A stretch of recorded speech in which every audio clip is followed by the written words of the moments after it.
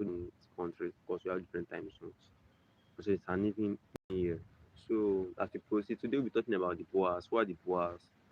The word Boer actually come from the Dutch or African word, Afrikaans word meaning farmers. Like when you translate the word Boer during the time of jams and very brief.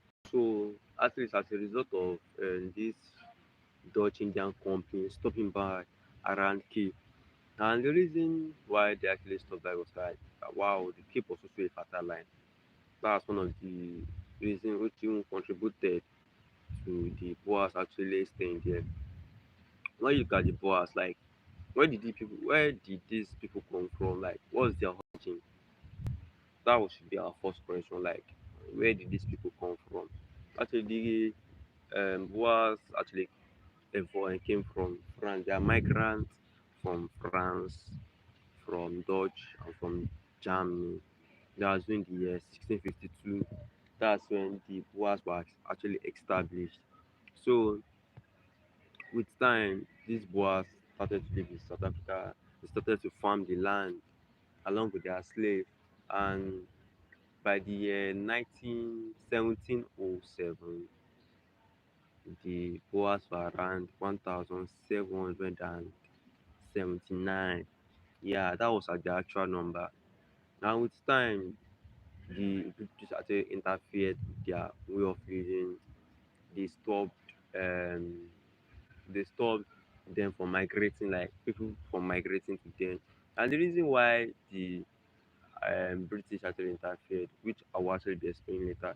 So it got to a particular point during during the following year, like around the year 1835, the British started making English the language be adopted in courts. Like the British were actually having an indirect role on this Boer. So although the fact that the Boers were not like they were insecure, the fact that they would be having clashes, due to the fact that they will not be able to fight back whenever they're having clashes with their fellow neighbors, like that's include their fellow Africans or from external forces, they began to what to migrate. This was being called the Great Trek. That they migrated from Cape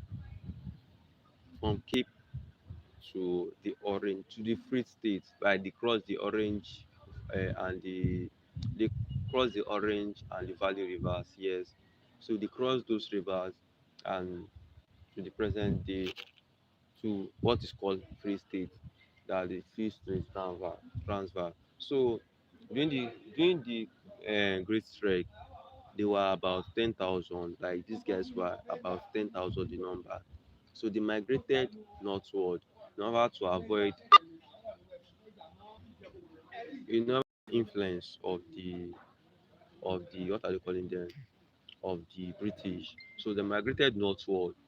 So these guys migrated northward uh, to the northern part, inward north entirely into South Africa. So with time, there was actually a war between the Boers and the British. That's between the year 1801 to the year 18 to the year 18 that's 18 it's not 1888. Yeah. So during the first Boer War, these guys actually prevailed over the British. They prevailed over the British, and with time, just say after the war, they prevailed, and that was when the Orange River Valley, let's say, sorry, the Free State was created. So the British, with their, let's say, with their mechanisms and every other logistics, weren't able to prevail over these Boers. But during the second Boer War, yeah, the first Boer War was between 1808, like their reign, the Free State Republic was between, sorry, 1801 to 1898. Yes. So the second Boer War actually evolved between 1898 to 1901 or 1902, but it was not a full 3 year war. So during this particular time, although the Boers actually fought very, very hard, they fought very, very hard against the British, and but the British actually prevailed over them. That's when Free State was actually incorporated into the South African Union in the year 1910. But there's something about this war, like in Boers were like they are very, very, very tough people to the extent that when the British like they want to fight them, whenever they are about to get in a fight with them, these Boers they have a form or let's say a particular way of fighting in which they fight and withdraw back quickly. They are very, very good at that. Like fight a guerrilla warfare and like fight a guerrilla warfare and being able to withdraw back quickly from their enemies.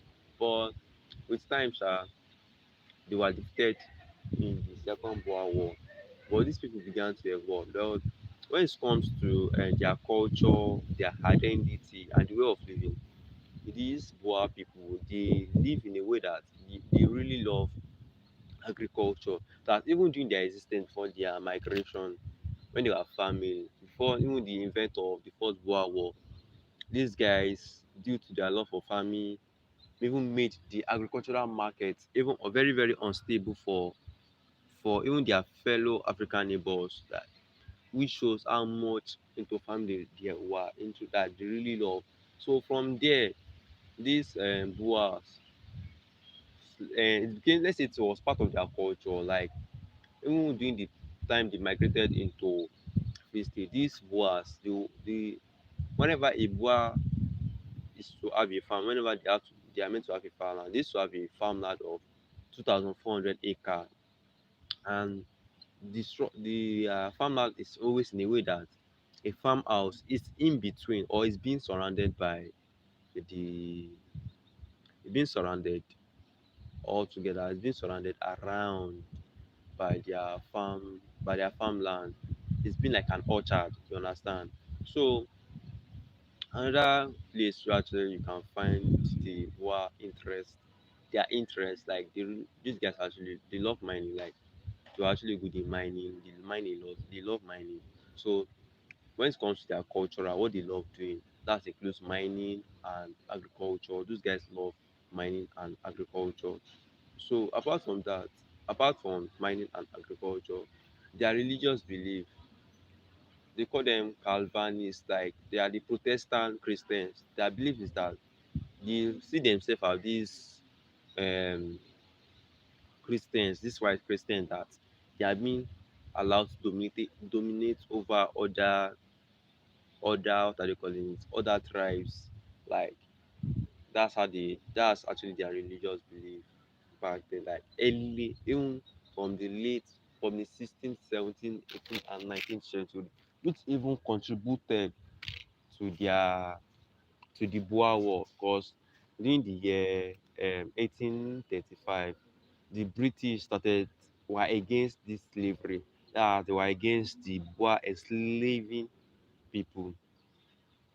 They were against the Boer enslaving people, and from there, actually, that's when the British started to take over. For after the war, just like I said, they were incorporated into the South African Union. Well, there was something I actually wanted to add to this. During the time after during the Second Boer War, the British actually began. Let's say they enslaved, not like they enslaved these Boers, and after enslaving them, they were being put in concentration camp. To the extent that the concentration camp was very, very worse. To the extent that 28,000 Boers actually died. Now, that shows how very, very awful the what are they calling the concentration camp was. But as with times these Boers they actually revolted against their British masters, which actually even resulted in them into their independence. So thank you very much, guys, for logging into this channel, like for clicking on this channel to know about this Boer War, and kindly like, subscribe, and share to your fellow. So our next topic will be on the Boer War itself, or we'll be talking about the Batas. Who are the Batas of South Africa?